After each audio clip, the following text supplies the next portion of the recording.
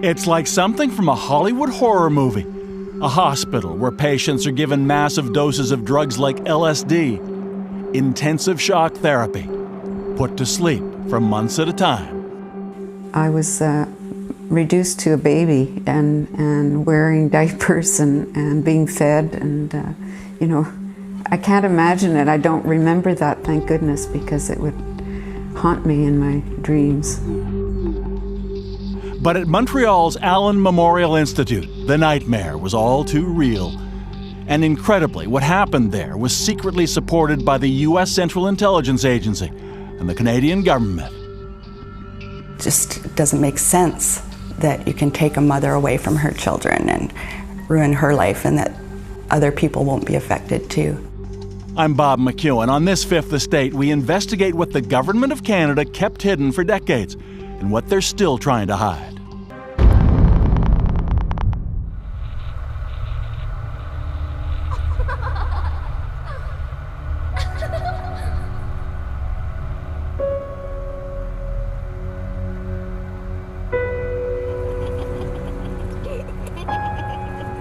It was 1964, and 5-year-old Diane McIntosh couldn't wait when her father said they were going for a drive to visit her mother, who was in the hospital.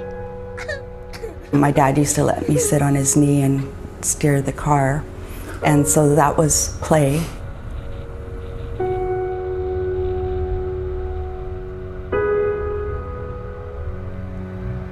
On each visit, their car would turn onto the long drive leading through the hospital grounds to the Allen Memorial Institute at McGill University in Montreal, a psychiatric facility with the best reputation in the country. More than half a century later, Diane still remembers what she saw then, as if it were yesterday. Because when they got to the hospital door, her enthusiasm turned to horror. When we got there, the place was just like a scene from One Flew Out of the Cuckoo's Nest. There were people banging their heads on the walls and droning, and my mother was sitting there completely drugged up. And even as a child, I knew that she wasn't right. What they didn't know at the time was that her mother, Hélène McIntosh, and hundreds of others like her were unwitting guinea pigs in brutal psychiatric experiments that took place at the Allen Institute under the code name MKUltra.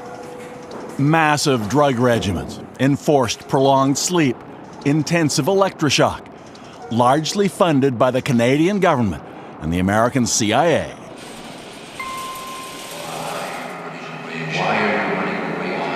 No consent was ever asked from the patients, and no explanation of the experiments was ever given to them. The MKUltra brainwashing project got its start in the early days of the Cold War, when some Canadian and American soldiers returning from the conflict in Korea expressed sympathy for their communist enemies. At a time of paranoia about the so-called Red Menace, the Americans believed the Soviets and Chinese might well have devised an effective brainwashing method, and the CIA was determined to crack it, as ex-CIA officer John Gittinger told the Fifth Estate in 1980. So we were charged with rather an elaborate attempt to try to find out chemical, psychological, any kind of means that people could use to influence the behavior of the people. But the CIA knew it could be politically difficult to fund brainwashing directly, so it set up a front company to do it, euphemistically called the Society for the Investigation of Human Ecology. These are the days and hours are the occasion. And they found a prominent scholar doing related research in Montreal, the renowned psychiatrist Dr. Ewan Cameron, co-founder of the World Psychiatric Association. Those who worked with Cameron called him domineering, and more. He was an authoritarian, ruthless, power-hungry, nervous, tense, angry man. Not very nice. And it is his mind, no less, which may destroy mankind.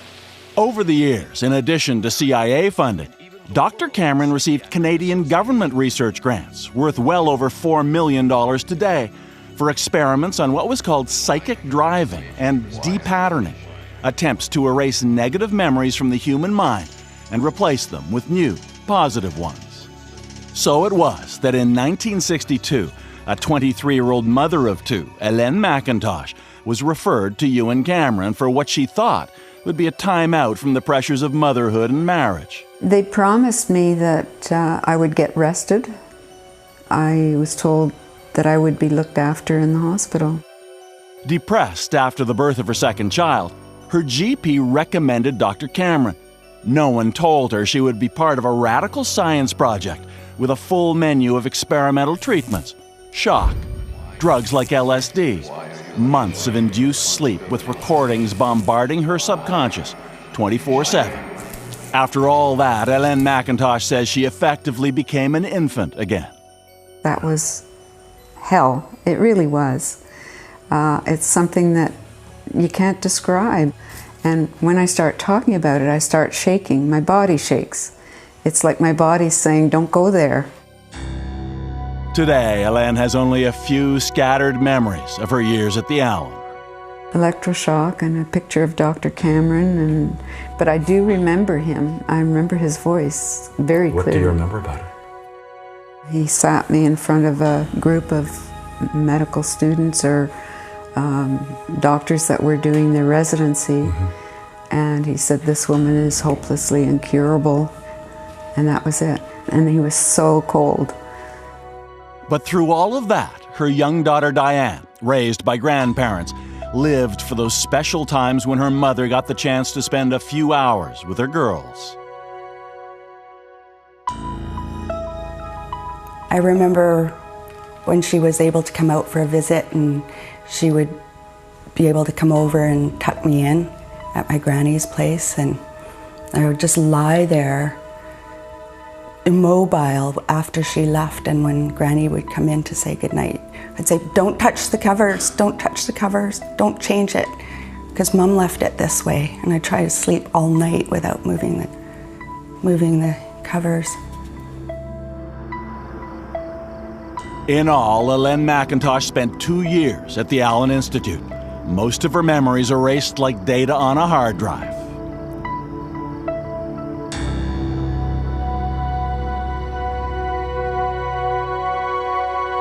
That's you. Yeah. Look how dark my hair is. I don't think that's... Today, at home in British Columbia, much of the McIntosh family album is a mystery to Hélène. Now it's Diane who must guide her mom through the images of the past she no longer remembers. There's Carolyn. So they're not in order. No, that's me. That's you, of course. It is clear that in different ways, both McIntoshes are victims of that secret brainwashing project in Montreal, and they are far from alone. Hundreds of victims passed through these doors in the 1950s and 60s, all with their own horror stories. I feel like I've been completely used. I feel like my mind has been completely invaded. Had to be toiletry. I was a vegetable. I had no identity, I had no memory, I'd never existed in the world before. I had lost all just my like a baby in myself. I suffered like hell. My mother had to stay with me all the time. She couldn't leave me 1 hour. 5 decades later, the government of Canada has been more deeply involved in all this than it wants to admit, with new secret settlements, shutting down lawsuits, and gag orders. And as you'll see after the break, it is not something they want you to know about. The government doesn't seem to do anything. They don't recognize you. It's wrong. It's shameful.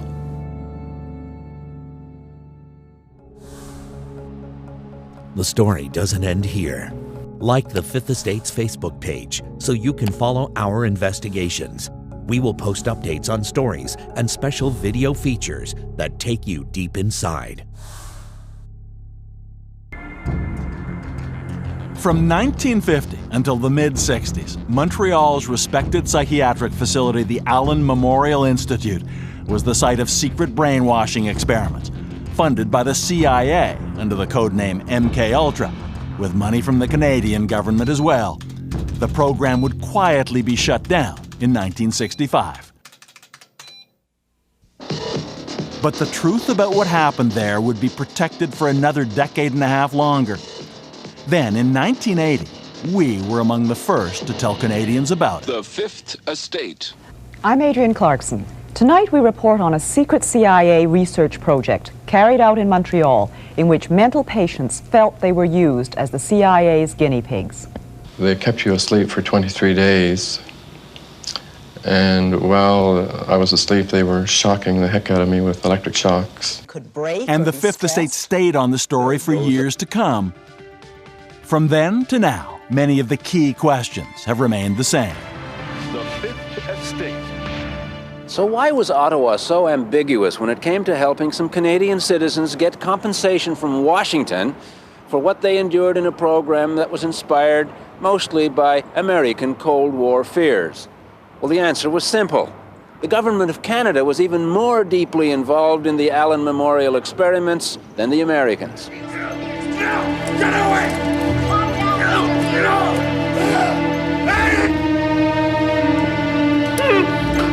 Hold him!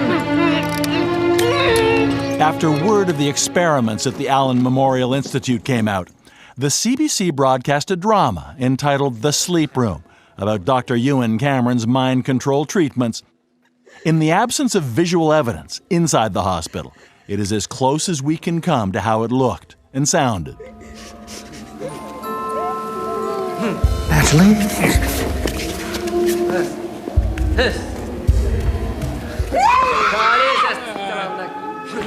Driving doesn't work. Can you admit that now? You destroyed these people for nothing! You can't just walk away from this, Cameron! It'll come back and it'll ruin you! Many of them were just sitting there like zombies, and I have a headache. I don't remember anything. Gina Blasbalg was 15 and in an orphanage when she was sent to the Allen. She got massive drug doses and was kept asleep for months. Fortunately, she never received electroshock therapy, which may explain why she remembers the real Dr. Cameron and his patients. How did those patients regard, or apparently regard, Dr. Cameron? Those patients were too far gone.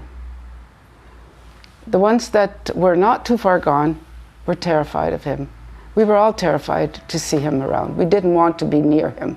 I don't think that any patient ever wanted to be close to Dr. Cameron. When news of Cameron's experiments was revealed, 9 of the Canadian victims filed a lawsuit against the Central Intelligence Agency, alleging they had been unwittingly used in research that was medically improper, even illegal.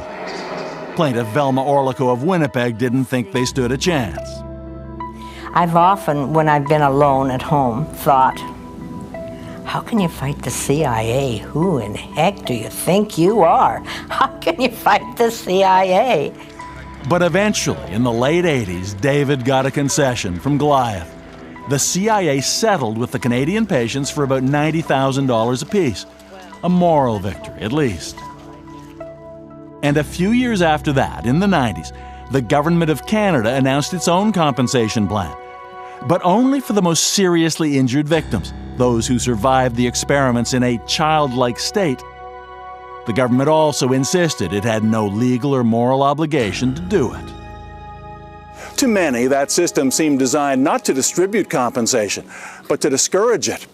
In the end, only 80 of the patients subjected to the brutal psychiatric experiments were approved for federal compensation. Another 250 were denied. And who knows how many more never even knew the compensation program existed. So when the application deadline came and went, and it was too late to apply, the government's secret brainwashing program simply faded into the past. Or did it? The government deadline expired 23 years ago, and the majority of survivors had already passed away. When a few weeks back, CBC News reporter Elizabeth Thompson was poring over government financial records.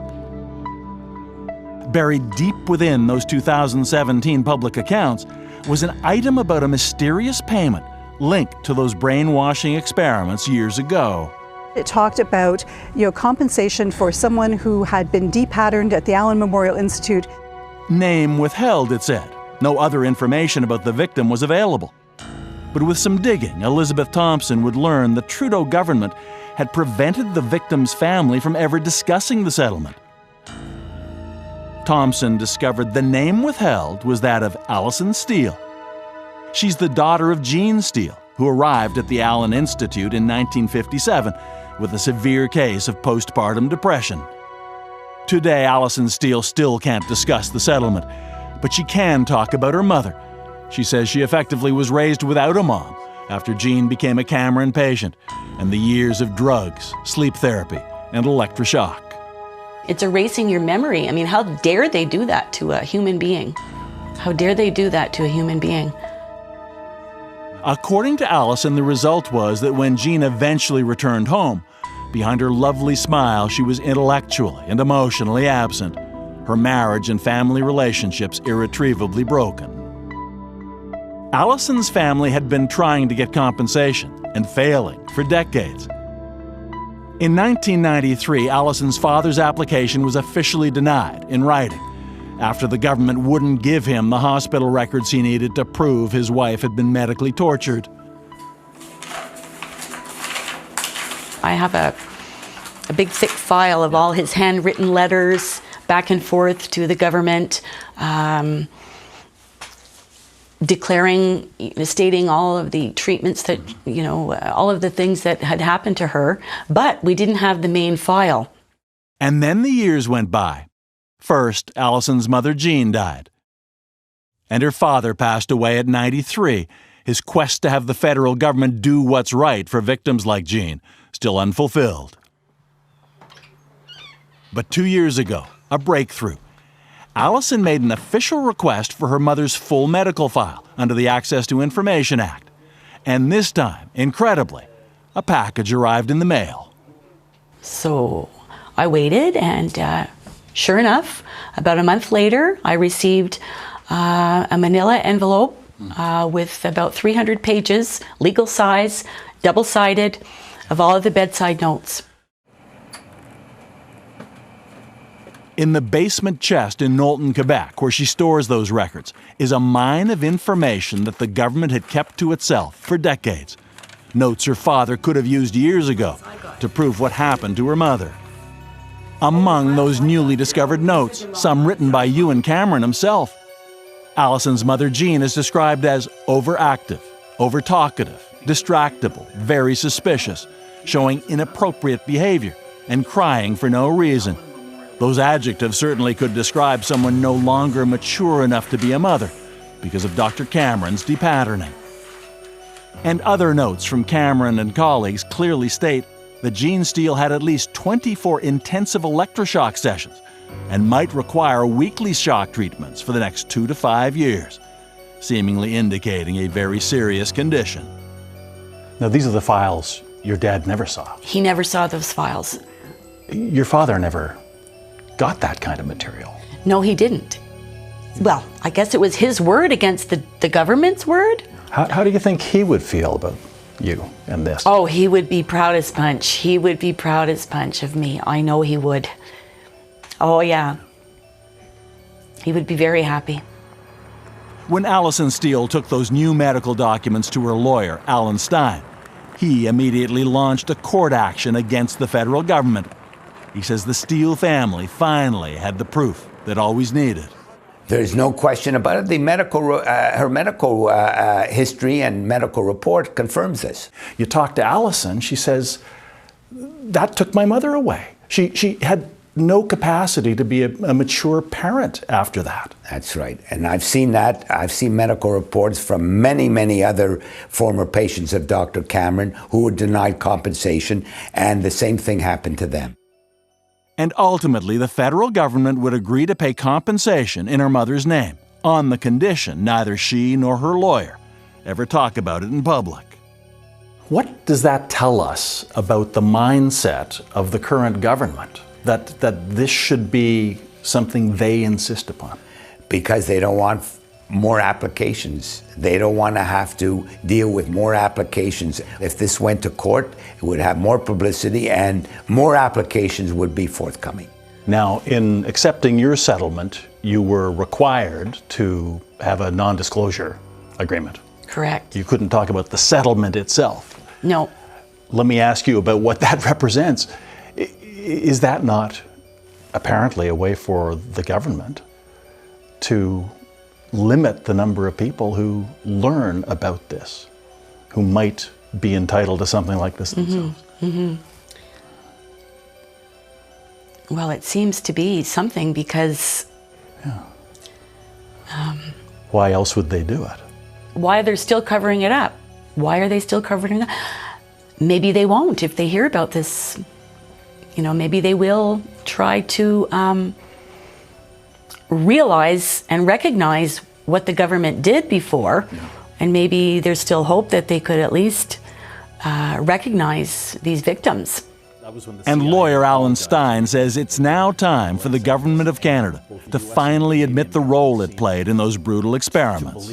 The government never acknowledged that it was responsible for the experiments carried out by Dr. Cameron, and which experiments the Government of Canada funded. There was no question that the Government of Canada funded these experiments. Do you believe that responsibility should be taken? I definitely believe it.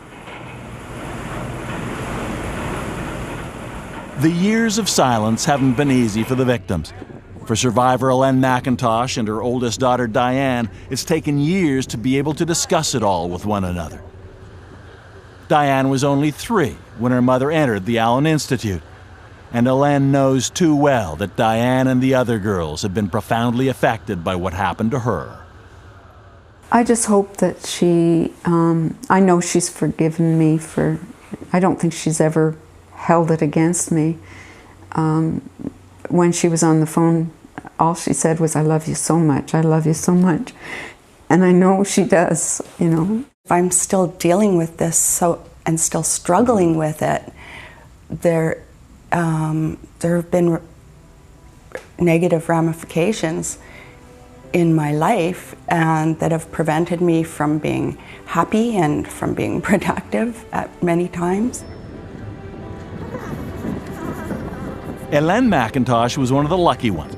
Got a hard-fought settlement from the government in the 1990s, but she says for her it was about a lot more than that. I got the compensation, but for me it wasn't the money, it was the validation that I received, that I wasn't totally crazy, you know, that I was treated the way I was, and it made me do crazy things, but I didn't go in there crazy. Not having our mom was not great, but if you remind her of that, it hurts her too much, you know. I just have to say, it wasn't you, it was them. It is now the better part of 7 decades since the Allen Memorial Institute in Montreal became that house of horrors. Today, perhaps hundreds of Canadians, survivors and family members, are still paying the price for the brainwashing experiments sponsored by the Canadian and American governments. Yet to this day, neither the U.S. nor Canada has ever said we're sorry.